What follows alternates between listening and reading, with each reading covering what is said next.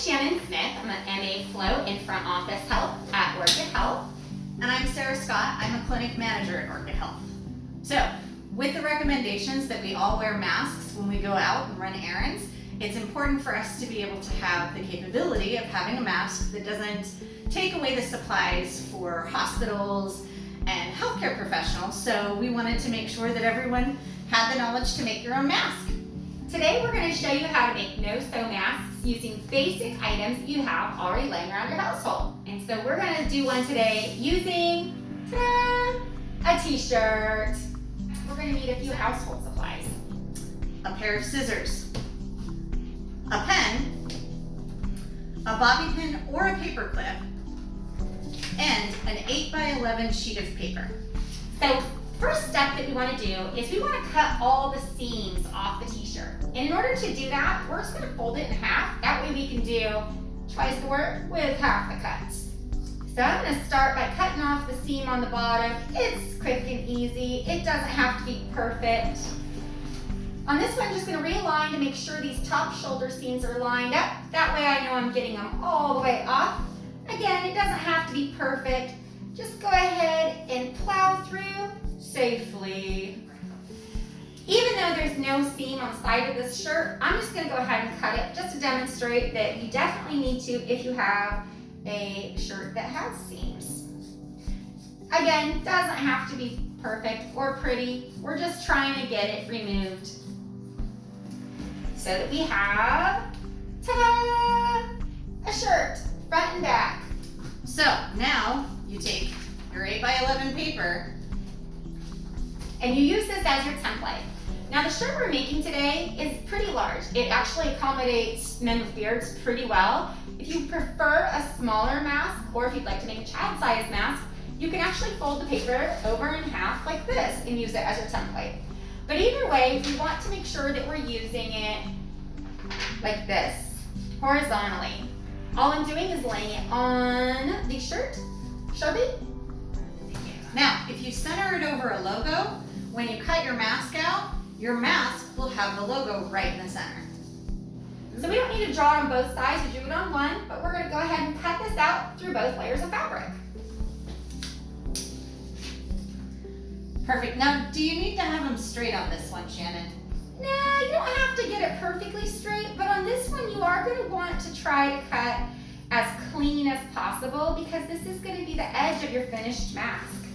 And what I'm doing is I'm just cutting just inside the Sharpie line just so that I don't have any of the black Sharpie showing on the end of the finished mask when it's all done.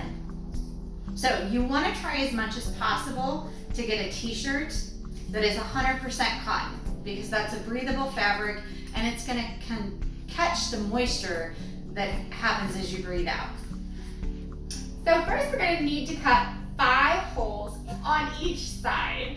And in order to do that, there's a couple different ways. You can just randomly kind of pick and pinch the fabric and do 5 holes. Or if you're like me, you kind of want to find the center since we're doing an odd number. And I just fold it over in half, like this, pinch the fabric, and then I do a small cut on either side. And I do it probably about a finger width away from the edge. And now I actually have 2 holes in the center on each side. From here, I need to do 4 more on each side, but the best way to do it is just to lay it down, carefully pinch the fabric up like this, and then do your cut. So if you're doing this project with kiddos, Mom and Dad, this is probably your job. Yes. And if you're somebody that you make these and you decide you want more holes, you can do more holes. Just make sure you have the same number of holes on each side.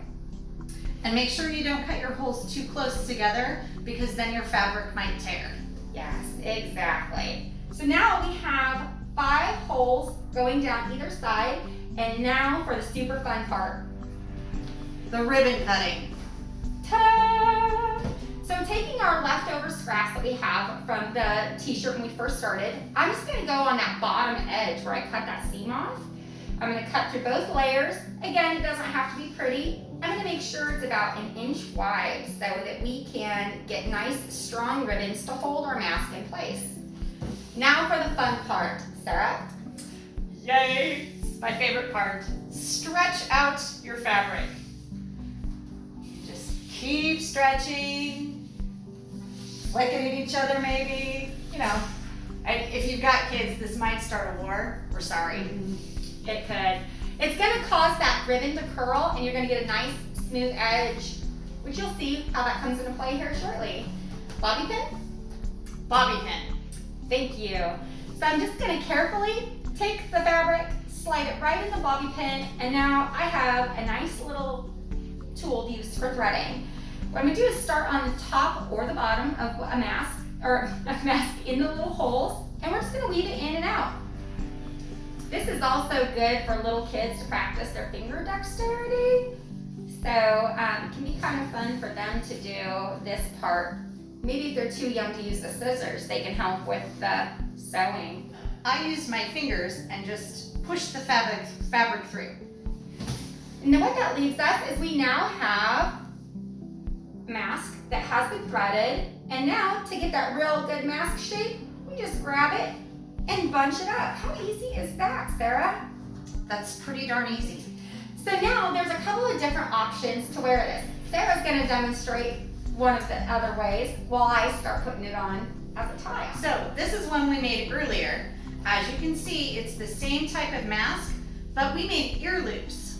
So you can actually just put this mask on just like you would a normal mask and loop it over your ears so that you have a good mask over your face, but it loops behind your ears.